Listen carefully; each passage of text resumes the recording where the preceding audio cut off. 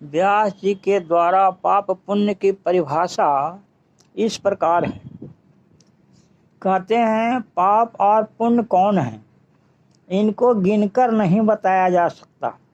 हिंदू धर्म शास्त्रों में वेद आदि में जो कर्म करने योग्य बताया गया है वह पुण्य है, तथा जिसको निषिद्ध कहा गया है वह पाप है। कभी कभी मानसिक भाव के भेद से पुण्य की क्रिया भी पाप बन जाती है। जैसे जप तप बड़े पुण्य का कर्म है, परंतु वह किसी का प्राण लेने के उद्देश्य से किया जाए अथवा अपने को परमात्मा बताकर किसी को ठगने के लिए किया जाए तो देखने में ऊपर से पुण्य कर्म होने पर भी वह वास्तव में पाप हो जाता है।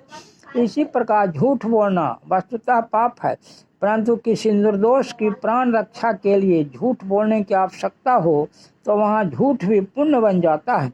व्यास जी ने संपूर्ण शास्त्रों का आलोडन करके एक एक वाक्य में पाप और पुण्य की परिभाषा बताई है। परोपकार पुण्याय पापाय परपीडनम। दूसरों का भला करना पुण्य का काम है और दूसरों को कष्ट पहुंचाना पाप का कार्य है। या यूं कहिए कि जिस कर्म से अपना और दूसरों का परिणाम में अहित होता है वह पाप है, और जिससे परिणाम में दोनों का हित होता है वह पुण्य है। यही पाप पुण्य की परख का सारभूत सिद्धांत है। इसे सदा स्मरण रखना चाहिए।